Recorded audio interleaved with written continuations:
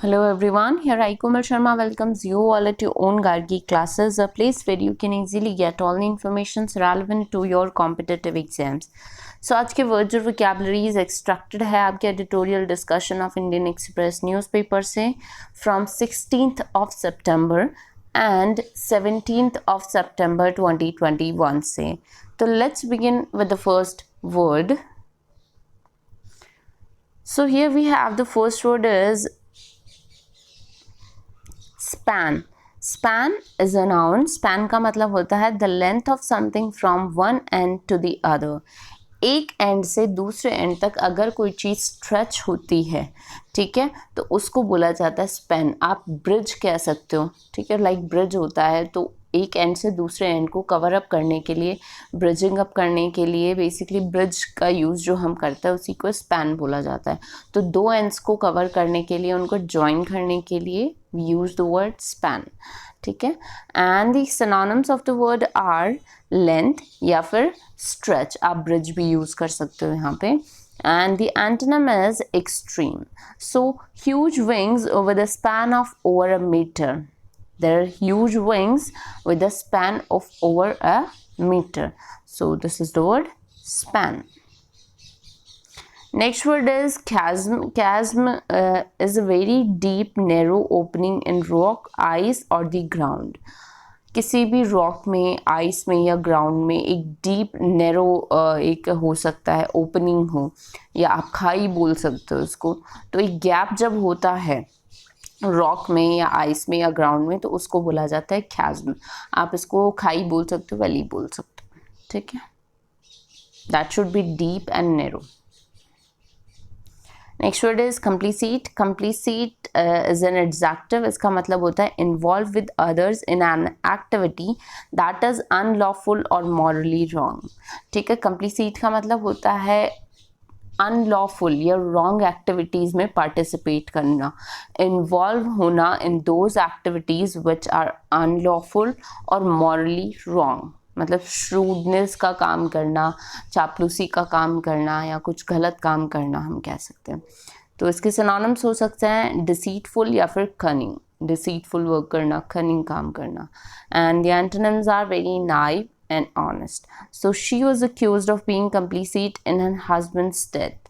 कि उसे उसके husband के death में accuse किया गया है that she was being complicit. She was participate. She was involved into her husband's death. Next word is tithing. टिदिंग का मतलब वैसे होता है इनिशिएट करना, किसी भी चीज़ की शुरुआत करना. और इसका लिटरल मीनिंग क्या हो गया? The emergence of the primary baby teeth through a baby और चाइल्ड्स गम्स. जो बेबी के प्राइमरी जो टीथ होते हैं, जो जब शुरुआत पे सिर्फ आते हैं थ्रू द चाइल्ड्स गम्स, तो उसको टिदिंग बोला जाता है. या फिर इसका दूसरा मतलब आप ले सकते हो इनिशिएटिंग, किसी भी चीज़ की शुरुआत. Next word is eviscerate. eviscerate is a verb. eviscerate का मतलब होता है taking away a vital part. किसी भी चीज़ में से एक बहुत ही एसेंशियल या वाइटल पार्ट को हटा लेना, उसे निकाल देना, उसे डिसम्बॉल कर देना, रिमूव कर देना, ठीक है. And the synonyms of the word are weaken या फिर उसे डिवाइटलाइज करना. And the antonyms are disable भी बोल सकते हो आप. And the antonyms are aid या फिर strengthen. So the goat had been skinned and neatly eviscerated. ये जो गॉट है उसकी स्किन को है अच्छे से एविसरेट कर दिया गया है. The goat had been skin and neatly eviscerated. Next word is shenanigans. Shenanigans का इज अ नाउन. शनानिगन्स का मतलब होता है सीक्रेट और डिसऑनेस्ट एक्टिविटीज़ और मैनोवरिंग. कोई भी सीक्रेट और डिसऑनेस्ट एक्टिविटी को बोला जाता है शनानिगन्स. तो इसके सिनोनिम्स क्या हो गए? मिसबिहेवियर या फिर nonsense. And the antonym is very serious, seriousness. So the chairman was accused of financial शनानिगन्स.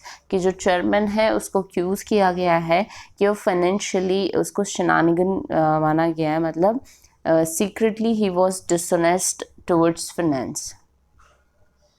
Financially he was actually dishonest in his activities.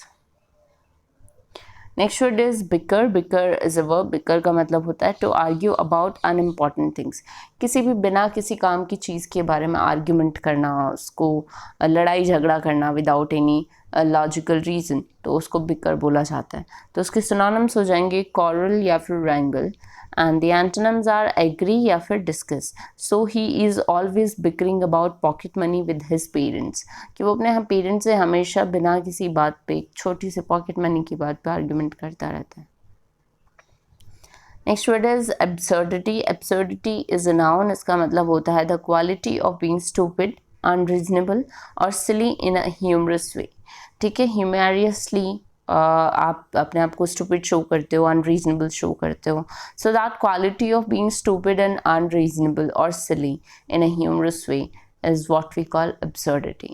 तो इसके सिनोनिम्स क्या हो जाएंगे? फार्स या फिर folly, and the antonyms are logic या फिर reason. So we laughed about the absurdity of the idea, कि इस आइडिया की जो absurdity है, जो फॉलीनेस है, उस पर हमें हंसी आती है. We always laughed at that. Next word is quotidian. Quotidian is an adjective. Quotidian का मतलब होता है of or occurring every day. कोई भी चीज़ जो continuously या हर रोज़ होती है, तो उसको quotidian बोला जाता है. So usual and daily, regular भी आप बोल सकते हो उसको. And the antonyms are unusual.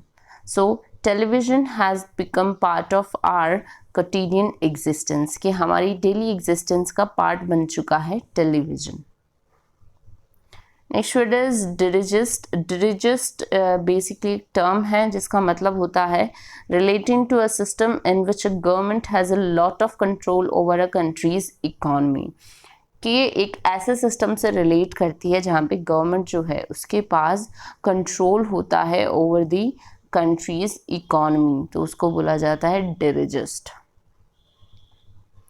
Next word is epitomize. Epitomize basically symbol को बोला जाता है. इसका मतलब होता है to be a perfect example of a quality of type of thing, मतलब किसी भी चीज़ का perfect example is what we call epitomize, या फिर सिंबल को हम बोल सकते हैं. कोई भी पर्टिकुलर सिंबल जिसको देख के उसकी पूरा जो उसके आसपास की चीज़ें हैं वो एक्सप्लेन हो जाए. So that quality of being perfect. Scrounger. Scrounger का मतलब होता है someone who tries to get things, especially money और food, by asking for them instead of buying and और वर्किंग फॉर दैम. मतलब किसी चीज़ के लिए, किसी चीज़ को लेके डिमांड करना बिना उसको अर्न किए या बिना उसके लिए काम किए, तो हम बैगिंग बोल सकते हैं. ठीक है, so beggars are usually tries to get things, not buying और not by working for them. So this is the word scrounger. हम बैगर बोल सकते हैं इसको, begging. Next word is beleaguered. Beleaguered is an adjective. Beleaguered का मतलब होता है having a lot of problem और डिफिकल्टीज, बहुत सारी प्रॉब्लम्स और डिफिकल्टीज हो तो उसको बोला जाता है बिलगर्ड. तो बिसेट या फिर नैग, हम इसके लिए सिनोनिम्स यूज करेंगे. एंटोनिम्स आर एड या फिर assist. So the board is supporting the beleaguered director amid calls for his resignation. ये जो बोर्ड है, he is supporting, the board is supporting the beleaguered director, the director who is in very difficult or problematic situation, so amid calls for his resignation. Next word is deferment. Deferment is a noun. Deferment का मतलब होता है the action or fact of putting something off to a later time. Postpone करना, किसी चीज़ को extend कर देना, आगे बढ़ा देना is what we call deferment. So stay, pause या postpone हम इसके लिए synonyms use करेंगे. Postpone, and the antonyms are advance या फिर prepone. So deferment of the decision, that this decision is on hold or this will be taken later. So this is the word deferment. Next word is enviable. Enviable is an adjective. इसका मतलब होता है if someone is in an enviable situation, you wish you were also in that situation. कोई भी person अगर किसी अच्छी position में है या किसी पर्टिकुलर पर्सन के पास बहुत ही बढ़िया चीज़ है और वो पोजीशन या वो चीज़ आपको चाहिए होती है, उसके लिए आप एनवियस होते हो कि काश ये चीज़ मेरे पास होती या काश वो पोजीशन मेरे पास होती जो उस पर्सन के पास है, तो उस फीलिंग को बेसिकली एनवायबल बोला जाता है. That feeling of having the things और the positions which the next person possess. So this is the word enviable. तो इसके सिनोनिम्स क्या हो जाएंगे, प्रिविलेज्ड या फिर favoured, and the antonyms are bad या फिर undesired. So she is in the enviable position of being able to choose who she works for.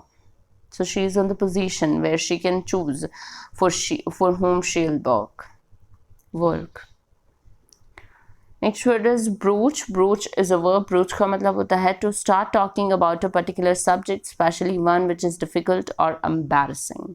किसी भी particular topic के बारे में बात करना. To start talking about a particular topic, especially जो कि difficult हो और embarrassing भी हो, तो उसको broach बोला जाता है. So move and moot are the synonyms. Antonyms are deny या फिर close. So how will you broach the subject of the money he owes us? ठीक है, तुम ऐसे सब्जेक्ट के बारे में कैसे बात करोगे, about the money which he owes us.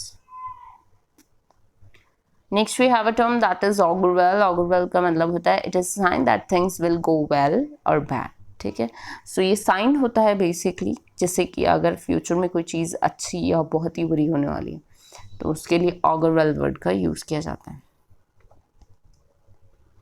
So these were the words which are extracted from your editorial discussion of Indian Express newspaper from 16th or 17th of September 2021. So thank you so much. और अगर आपको इस session की PDF file चाहिए तो आपको Telegram पे मिल जाएगी. चैनल का जो लिंक है आपके डिस्क्रिप्शन बॉक्स में दे रखा है. Thank you.